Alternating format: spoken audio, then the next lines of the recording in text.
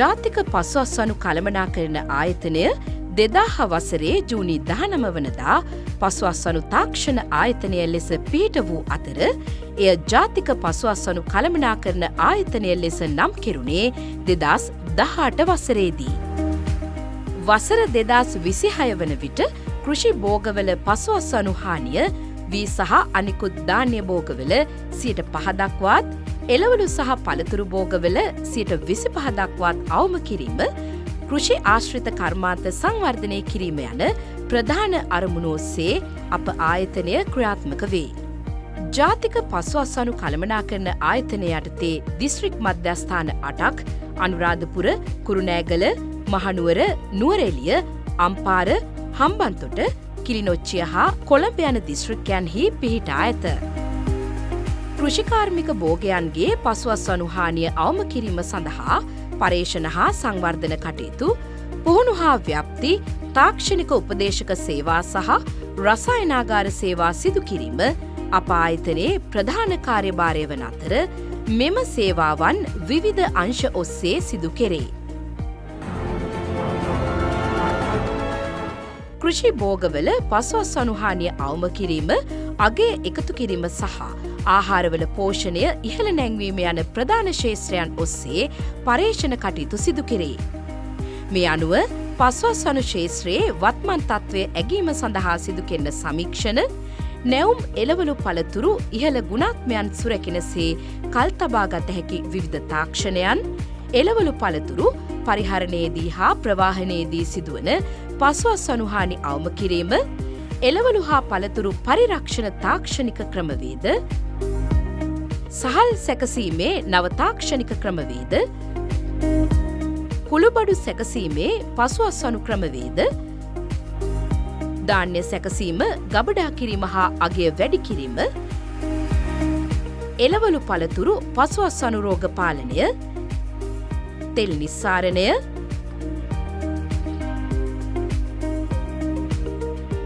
ආහාර ඇසුරුම්කරණය ආදී තාක්ෂණයන් වැඩිදියුණු කිරීම පිළිබඳ පර්යේෂණ කටයුතු සිදු කෙරේ. පර්යේෂණ මගින් හඳුනාගත් තාක්ෂණයන් ක්ෂේත්‍රයේ ප්‍රචලිත කිරීම, කෘෂි ව්‍යවසායකයන් බිහි කිරීමෙහිලා අවශ්‍ය දැනුම හා ප්‍රායෝගික පුහුණුව ලබා දීම, කාලීන අවශ්‍යතා වෙනුවෙන් අදාළ සංවර්ධන ව්‍යාපෘති ක්ෂේත්‍රයන්හි ක්‍රියාත්මක කිරීම, කෘෂි ව්‍යවසායකයන් හා අදාළ ආයතන සම්බන්ධීකරණය, ක්ෂේත්‍ර මධ්‍යස්ථාන හරහා පුහුණු වැඩමුළු හා දැනුවත් කිරීමේ වැඩසටහන් ක්‍රියාත්මක කිරීම සිදුවන්නේ තාක්ෂණ ප්‍රචාරණ අංශය ඔස්සේය.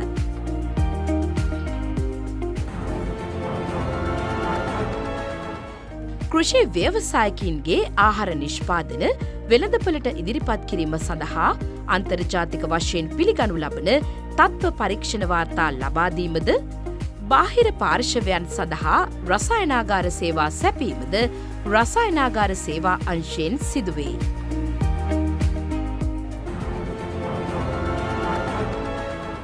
පසුඅස්වනු ක්ෂේත්‍රයට අදාළ කෘෂි ආශ්‍රිත යන්ත්‍ර සූත්‍ර නිෂ්පාදනය හා පවතින යන්ත්‍ර සූත්‍ර භාවිතයේ යෝග්‍යතාවය පරීක්ෂා කිරීම ඉංජිනේරු සේවා අංශය විසින් සිදු කරනු ලබයි. සහල් මෝල් නවීකරණය හා ස්ථාපිත කිරීම, සහල් හා සහල් පිටි සැකසීම, ආහාර විජලනය, එළවලු, පළතුරු, ධාන්‍ය, කුළුබඩු ආශ්‍රිත අගය වැඩි කිරීම, තෙල් නිස්සාරණය, පසුඅස්වනු රෝග හා පලිබෝධ පාලනය, කෘෂි නිෂ්පාදන ගබඩා කිරීමද ඉහත තාක්ෂණවලට අදාළ කර්මාන්ත ආරම්භ කිරීම, අවශ්‍ය යන්ත්‍ර සූත්‍ර තෝරා ගැනීම හා ස්ථාපනය පිළිබඳ තාක්ෂණ උපදෙස් ලබා දීමද උපදේශක සේවා තුළින් සිදුවේ.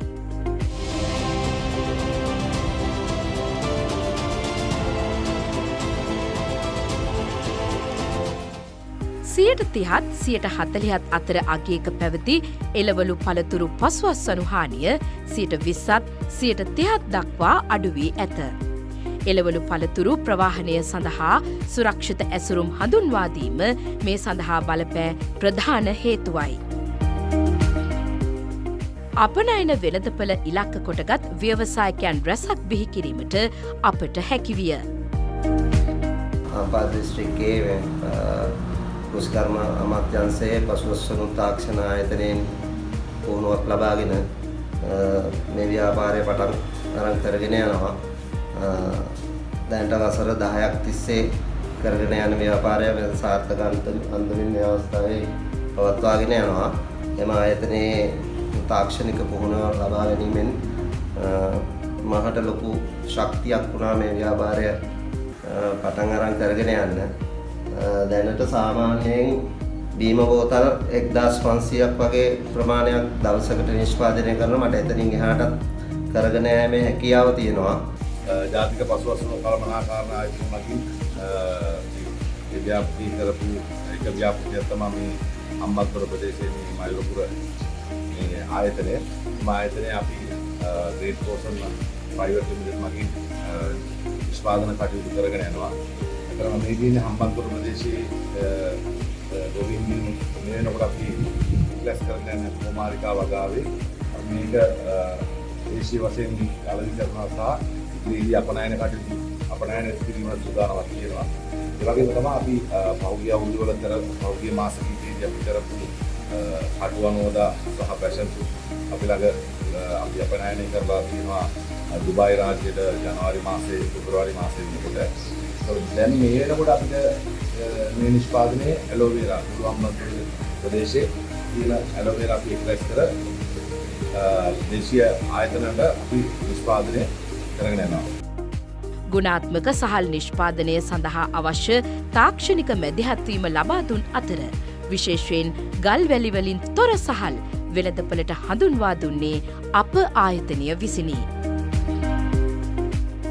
ග්‍රාමීය මට්ටමේ සුළු හා මධ්‍ය පරිමාණ සහල් සැකසුම් ඒකක 300කට අධික ප්‍රමාණයක් ස්ථාපිත කිරීමට හැකිවිය.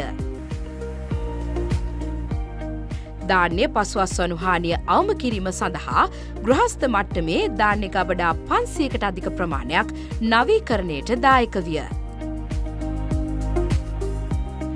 සහල් පිටි පාදක කොටගත් කර්මාන්ත 1500කට අධික ප්‍රමාණයක් බිහි කළ අතර මේ නිසා තිර්ගු පිටි පරිභෝජනය සැලකිය යුතු ලෙස අඩු වී තිබේ. දේශීය වෙළඳපළ ඉලක්ක කොටගත් සුළු හා මධ්‍ය පරිමාණ ආහාර සැකසුම් කර්මාන්ත දිවන පුරා ස්ථාපිත කිරීමට හැකිවිය. සුළු හා මධ්‍ය පරිමාණ කුළුබඩු සැකසීමේ ඒකක දිවයින පුරා ස්ථාපිත කිරීමට හැකිවිය. මේ නිසා ඉහළ ගුණාත්මයෙන් යුත් සැකසූ කුළුබඩු වෙළඳපළ තුළ සුලභ කිරීමේ හැකියාවද ලැබුණි. පළතුරු ඉදවීමේ නිවැරදි තාක්ෂණයන් හඳුන්වාදීම තුළින් සෞඛ්‍යාරක්ෂිත පළතුරු වෙළඳපළ තුළ සුලභ කිරීමේ හැකියාව ලැබී ඇත. මෙවැනි සේවාවන් රැසක් ජනතාවට ලබාදීමට හැකිවීම අප ලැබූ සුවිශේෂී ජයග්‍රහණයකි.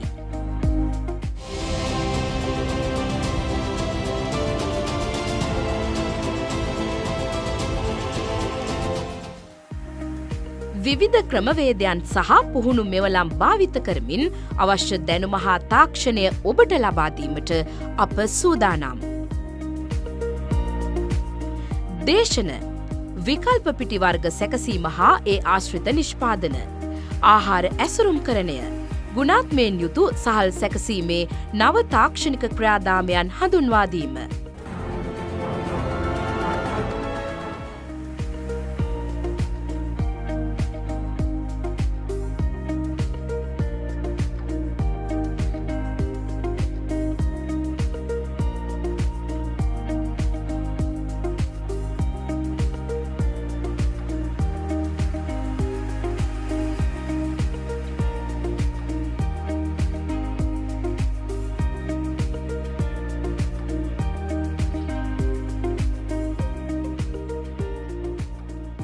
වීඩියෝ දර්ශන අඹ නිවැරදි පසුවස්වනු ක්‍රියාකාරකම් කෙසෙල් පසුවස්වනු ඇසුරුම් ගෘහ ක්‍රියාකාරකම් අන්නාසි නිවැරදි පසුවස්වනු ක්‍රියාකාරකම් රටකජු තෙල් නිස්සාරණය කහ සැකසුම් ක්‍රියාවලිය වී තැම්බීම වී වේලීම සහ ගබඩාකරණය පළතුරු පල්ප සැකසීම.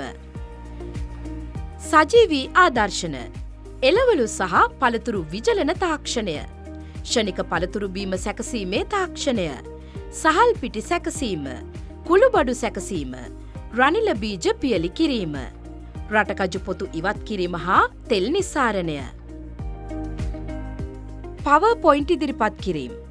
කටු අනෝදා ආශ්‍රිත නිෂ්පාදන. මඤ්ඤොක්කා අපනයනයේදී ගබඩා කාලය දීර්ඝ කිරීම සඳහා පසුඅස්වනු ප්‍රතිකාරක.